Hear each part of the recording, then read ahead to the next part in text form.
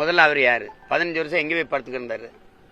இவர் எதுக்கு அதை போட்டோ வெட்டி ஒட்டி கொடுக்கணும்? அதுக்கு தேவை என்ன? எங்கிருந்து எடுத்தாரு அந்த படத்தை? எப்படி வெட்டி கொடுத்தாரு சொல்லுங்க. அவர் என்னை முதல்ல நேரில் பார்த்துக்காரா, பேசியிருக்காரா?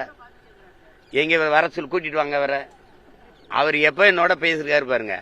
வன்னியருக்கான 10.5 இடஒதுக்கீட்ட நான் ஆதரித்து பேசும்போது அவர் பேசுறாரு, அண்ணா வன்னிய மக்கள் கூட இருங்கன்னா நான் விட்டுறாதீங்கன்னான்னு பேசுவார். சரி தம்பி சரி தம்பி.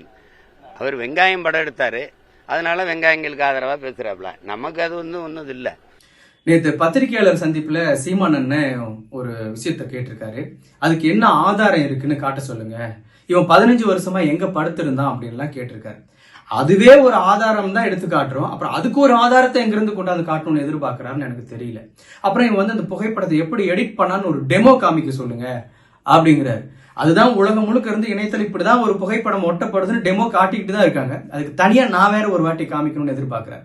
அப்புறம் இவன் பிரபாகரனை பொய்ன்னு சொல்லிட்டான் அப்படின்னு சொல்றாரு. நாங்க எப்ப சொன்னோம்?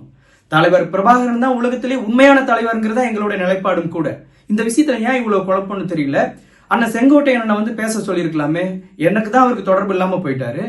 அவங்க கட்சியை சார்ந்தவர், அவருடைய நண்பர், ரொம்ப க்ளோஸா இருந்தவர். அவர் வந்து சொல்லியிருக்கலாமே நான் சொன்னது உண்மையா பொய் அங்க சொல்லியிருந்தா ஒரே நிமிஷத்துல வேலை முடிஞ்சிருக்குமே. ஏன் அவரை பேச விடாம தடுத்துட்டு இருக்காங்கன்னு எனக்கு தெரியல. இதெல்லாம் கூட எனக்கு பிரச்சனை இல்லை. நம்ம அண்ணன் நான் கடந்து போகணும் அப்படின்னு தான் நான் நினைச்சேன். ஆனா நேத்து திரும்பவும் என்னை பத்தி ஒரு முழு பொய்ய சொல்லியிருக்காரு. அதனாலதான் நான் விலைக்கு சொல்ல வேண்டிய ஒரு தேவை ஏற்பட்டிருக்கு. வன்னியர் உள் ஒதுக்கீடு சம்பந்தமா ஒரு பிரச்சனை வரும்பொழுது இவர் குரல் கொடுத்ததுக்கு நன்றி சொல்லும் விதமா கூப்பிட்டு அவர்கிட்ட பேசிட்டு, ஆனா சமூக நீதி சார்ந்து நீங்க குரல் கொடுக்கறீங்க, ரொம்ப நன்றி. சமூக நீதி சார்ந்து நம்ம எந்த இடத்துல கை வச்சாலும் அது தந்தை பெரியார்ல தான் போய் முடியுது. தந்தை பெரியார் தான் இதுக்கு மூல காரணமா இருக்காரு. நீங்க எந்த நிலைப்பாட்டை எடுத்தாலும் பெரியாருக்கு எதிரான நிலைப்பாட்டை, பெரியாருக்கு எதிரான நிலைப்பாட்டை எடுத்துட வேண்டாங்கண்ணா அப்படின்னு டப்புன்னு போனை கட் பண்ணார். திரும்பவும் நான் கூப்பிட்டு சொல்றேன், சரிடா தம்பி அப்படின்ட்டு போனை வச்சார். ஏன்னா நான் அப்படி சொன்னது அவருக்கு பிடிக்கல. ஆனா இன்னைக்கு என்ன பத்திரிகையாளர்கிட்ட சொல்லியிருக்காரு அப்படின்னா, ஆனா வன்னியர் மக்களை கைவிட்டுறாதீங்க, வன்னியர் மக்களை எப்படியாவது காப்பாத்துங்க அப்படின்னு சொன்னா, நான் சரிடா தம்பி நான் வன்னியர் மக்களை கைவிட மாட்டேன் அப்படின்னு சொன்னேன் அப்படின்னு ஒரு உண்மைக்கு மாறான ஒரு தகவலை சொல்லியிருக்காரு.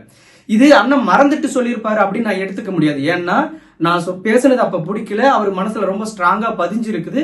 அதை வேணும்னே மாத்தி இப்ப பேசுறாரு. என்ன நோக்கத்துல பேசுறாரு அப்படின்னா, 40 ஆண்டுகளா வன்னியர் மக்களுக்காக போராடிட்டு இருக்கிற டாக்டர் ஐயாவோட சீமான் பெரிய போராளியா மாறுவாரு, வன்னியர் மக்களை காப்பாத்துவாருன்னு இவன் அவங்ககிட்ட போய் கேட்டானா அப்படின்னு வன்னியர் மக்கள் தரப்புலையும் என் மேல அதிருப்தியை ஏற்படுத்துறது. ரெண்டாவது வந்து பெரியாரிஸ்டுக்கு மத்தியில இவன் வன்னியர் மக்கள் சார்ந்து ஏதோ சாதிய சிந்தனையோட பேசியிருக்கான் போல இருக்கு அப்படின்னு இவங்களுக்கு மத்தியிலையும் ஒரு அதிருப்தியை ஏற்படுத்தணும்னு நினைச்சு அண்ணா இப்படி ஒரு உண்மைக்கு மாறான செய்தியை சொல்லியிருக்காரு. நான் கண்டிப்பா இதுக்கு எனக்கு அண்ணன் ஆதாரம் கொடுத்துதான் ஆகணும். ஏன்னா இது வந்து குடியரசு இதழோ விடுதலை இதழில் தேடுற மாதிரியோ அல்லது நாட்டுடைமையாக்கப்பட்ட பிறகு ஆதாரம் கொடுக்கற மாதிரியான விஷயம் கிடையாது. அவரோட கைபேசியிலேயே இருக்கு. ஏன்னா அவரோட பல கைபேசி உரையாடல்களை பதிவு செய்யப்பட்டு இணையத்துல நான் கேட்டிருக்கேன். இதுவும் அவர் எல்லா கைபேசி உரையாடலையும் பதிவு பண்றாரு.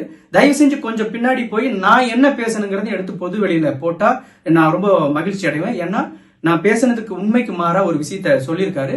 தயவு செஞ்சு அவர் எடுத்து அந்த ஆதாரத்தை வெளியிடணும் அப்படின்னு கேட்டுக்கிறேன். திரும்ப திரும்ப பெரியாருக்கு எதிராக பிரபாகரன் நிறுத்துறாங்க, பெரியாருக்கு எதிராக அன்னை ஆணைமுத்து அவர்களை நிறுத்துறது, இதெல்லாம் வந்து அவரோட நிலைப்பாடு. எல்லாருமே வந்து பெரியாருக்கு ஆதரவாதான். தலைவர் பிரபாகரனா இருக்கட்டும், ஐயா ஆணைமுத்து அவர்கள்ட்டும் எல்லாருமே பெரியாரிஸ்ட் தான். பெரியாரிஸ்டுகள் எல்லாமே கொண்டாந்து பெரியாருக்கு எதிராக நிறுத்துறது மூலமா என்ன வெற்றியை அடைய முடியும்னு எனக்கு தெரியல.